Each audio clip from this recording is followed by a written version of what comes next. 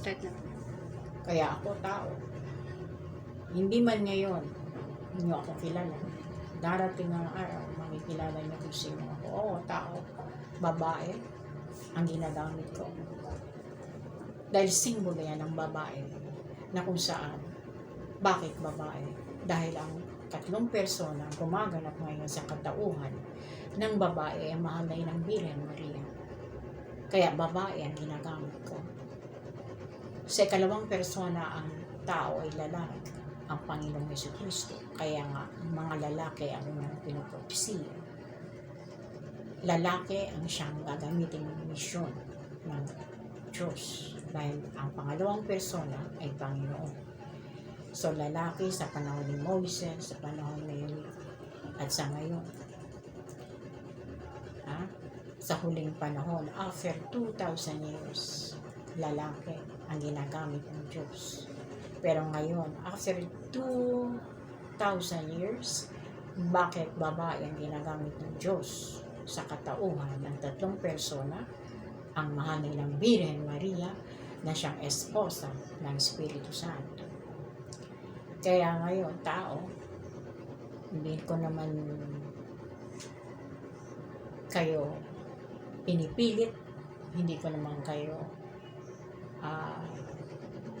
hinihingin ng opinyon o ng mga bagay-bagay dahil hindi ko na kailangan yan.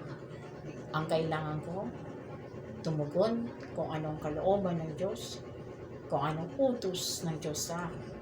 Kaya itong video na ginagawa, bibigay ako ng mensahe sa pamamagitan ng video ay mangyayari at magaganap at maihayag ko on the record sa darating ng mga panahon na maging saksing buhay sino yung mga tao ngayon. Dahil ang tao ngayon, katulad din ninyo, mahina, walang alam, napakahina. Hindi mapagmatsyag, hindi mapag-aral, walang pakialam. Kaya, ganun ang mundo ninyo. Isang araw, bubulaga sa kanyo. Mamamatay kayong lahat. O ano ngayon ang gusto ninyo? Diba? Hindi lang yan. Bago mangyari yan, dumaan ang ilang araw na wala kayong liwanag o araw. Puro na lang madilim maulap dahil nga sa bagyo, kalamidad na dinadaranas yung tao. Yung kaunting liwanag, kaunting araw, nagpakita, sa ilang panahon lamang, babalik na naman kayo, maglilimas na naman kayo ng tubig, apaw hanggang tuhod, hanggang leeg ang tubig. Pero ang tao, wala pa rin. Dahil ang tao ay nagkasya sa kanilang abilidad, sa kanilang katalinuhan, sa kanilang kakayahan bilang tao. Meron ba dyan na nagsimba o mga simbahan o bahay dalanginan minasak ng tubig? Dahil walang tao. Nasaan ang pare? Nandoon sa kanilang mga kwento. O anong ginagawa niyo? Hindi kasi kayo apektado dito sa Luzon, sa Metro Manila. Pag kayo nasa malayong probinsya, paano kayo makapagdadasal kung ang lubog ang bahay niyo?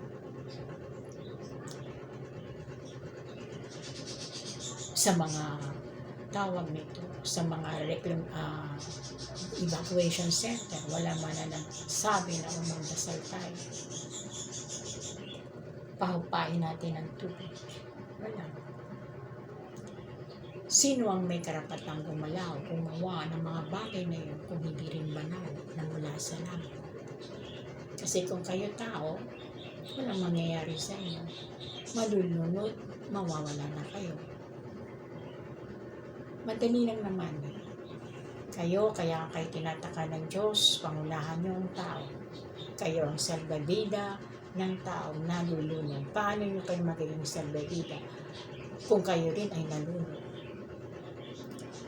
Paano kayo magiging liwanag sa bansa ninyo? Kayo rin ay nasa kadiliman. Ang liwanag, kung ano man ang mayroong sigalot o mayroong pag-aaway, kadiliman, kaharasan, ay ang mga tinatakan ng Diyos, ang mga miyembro ng Immaculate Heart, dahil sila children of light, nasa gitna sila ang liwanag. Subalit ngayon, wala. Hinahanap ng mahal na ina, nasaan ang aking mga disciples? Wala. Kaya nakakalungkot sabihin na talagang ito ang ginusto ng tao, so be it. Pasensyahan tayo. Hindi kayo marunong maging tawag nito. Masinop. Hindi kayo marunong humingi ng tawad, hindi kayo marunong magmalasakit, pagmamahal sa Diyos, pagmamahal sa inyong bansa, higit. Mawala ang bansa ninyo, mawawala din ang mga pamilya ninyo, mga mahal nyo sa buhay. Kaya bakit sinerba ang Metro Manila? Dahil naririto kayo. Naririto ang aking banal na luklukan. Hindi man kailangan na sabihin ko sa inyong tao na habang buhay ang aking luklukan, hindi kayo makakaranas ng kapigatian. Hindi kayo makakaranas ng tubig o digmaan sapagkat ako narito sa aking banal na luklukan. Ano man ang itinutulong nyo sa aking banal na luklukan ay sa akin yung ginawa. Oo. Nag-isa na lang siya, humihingi ng awa. Paano pa siya mabubuhay? Bilang tao, mabuhay kayo. Subalit ang tao ay mayroong limitasyon. Nagsasawa. Nawawala ang tao. Dahil mahina ang pananampalataya. Kaya hindi ko pa kailanman kukunin ang aking pananilikuman dahil siya na lang ang tanging kasangga nyo, kasangga nyo. Ano man ang dumating sa inyong bansa habang buhay ang aking baluklukan, hindi kayo makakaranas na katulad na dinaranas ng mga kapwa nyo sa ibang bansa, kapwa nyo dito sa inyong kalapit lugar o kalapit bansa. Wala man ako makatagpo ng isa pang luklukan na katulad ng aking banal na luklukan. Ay pinagdaanan, hirap, sakit, mismong pamilya, hinuhatulan, hinusgahan. Anong sabi ng Diyos? Sarili mong bayan, hindi ka matanggap. Kaya doon ka sa ibang bayan, matatanggap ka. Kaya sa sarili mong bakuran, hindi ka matanggap. Yung pamilya, kamag-anak, hindi matanggap ako bilang banal sa akin, banal na luklukan. Hindi, ayun. Nagsusolo sa buhay. Kasama ang mga alagang hayop. Bakit?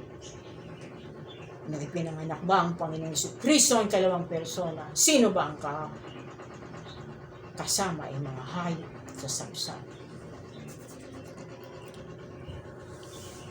Kaya